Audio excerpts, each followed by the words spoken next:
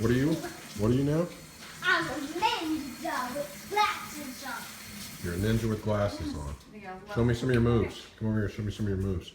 Vinegar, egg yolk, egg whites. Do all ninjas wear glasses?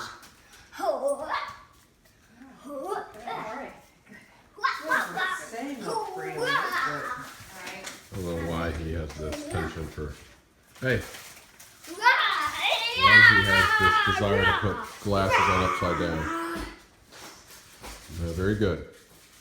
That's it. All right, so it's a very nice day today.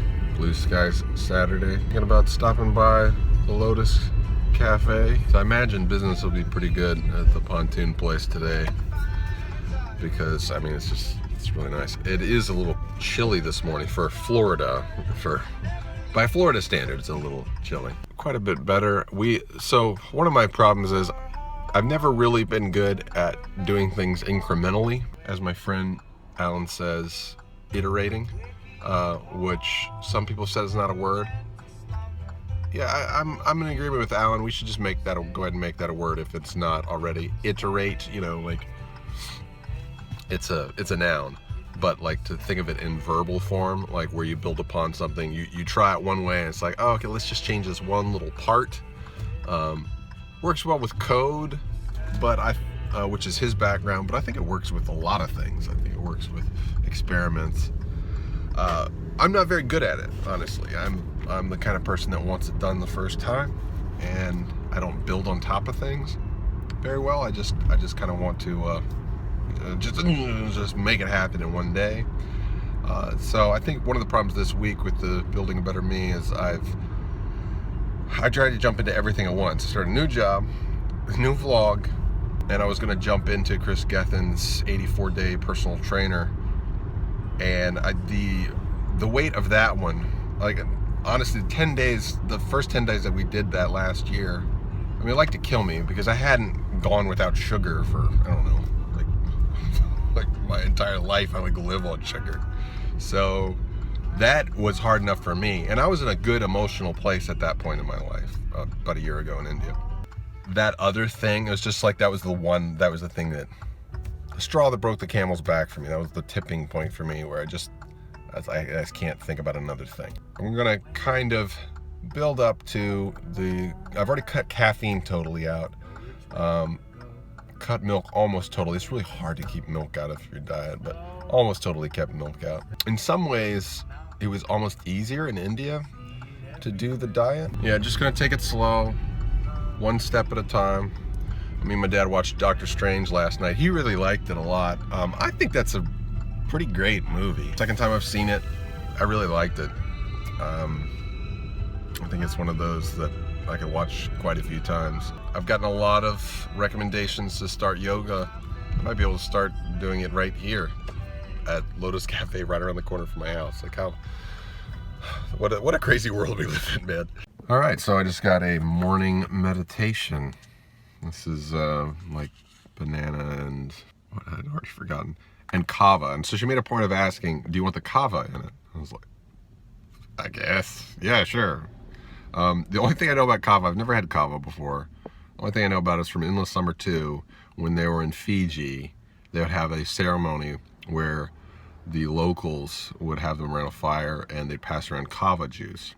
The joke was that Robert Wingnut Weaver ends up waking up like 2 days later or something like that. So we'll see how that fits in with my work day today.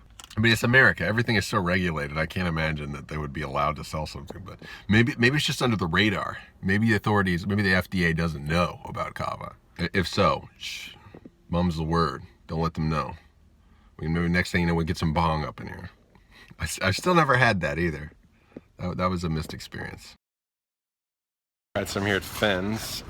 Some of my favorite tacos and burritos. I was gonna get ceviche, but they were out today. So I just found out about this, my Vitality Pro, something that the owners do. So basically, we used to do this thing we call the Waterman Workout, and it's our attempt to duplicate what like the guys on the North Shore of Oahu and Hawaii do to prep for big wave surfing. So they carry these boulders across the bottom of the water, and they hold their breath, swim down, pick up a boulder, and walk across the bottom of the water. So we tried doing this stuff. We actually had a cinder block and we put it on the bottom of the Gulf, and we would walk it. You could only do like 10 feet or something like that.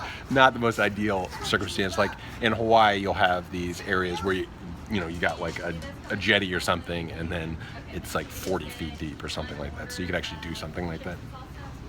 But yeah, it's a little hard when it's a very gradual shoreline. So we would go in the pool and do these things that we heard the Coast Guard would do as drills. This one we called the bob, where one person I've done a vlog about this. That is so, I did a vlog about this. Maybe the first vlog I ever did.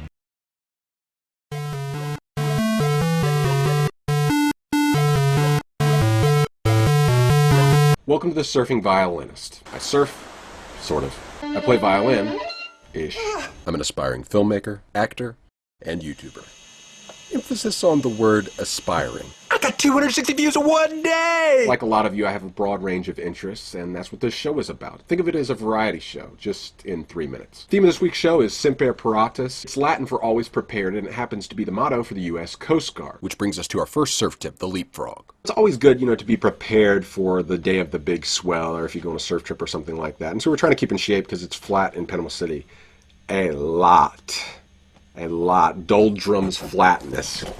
Feast your eyes on that. Oh, wait. A friend of mine told me about an exercise he did while in Coast Guard training that he called the bob. Man, look how skinny he was. Basically, they'd let their air out in a big pool and sink to the bottom and then jump back to the top, get another breath of air, and sink down to the bottom. Feast your eyes on that, huh? Oh, eat your heart out, Lake of Michigan. Hey. Focus. My friends and I adapted this, and we've called it the leapfrog. So it takes the bob principle, and you get 2 or 3 guys, or 4 if you're really feeling froggy. Get it, froggy. And so you let all your air out and go to the bottom, and then the person who's in front has to wait for the other guys in back to come over him. And you can only take 1 breath, you can't swim. But all the guys I do this with, they always swim across the top and take like 3 breaths and then come down. And forgetting about me sitting down there with no air going... Except I have no air, so I can't do that. So anyways, it's good to be prepared. You never know when you might get a freak waist-high swell, and you might get hauled down like 2 seconds. For as terrible looking as my design was in that original vlog, man, I don't know, that vlog makes me chuckle. Like I was like watching something else someone else has made. I thought it was kind of funny. That's the very first vlog I ever did on this channel. And I actually took time to write it, I think.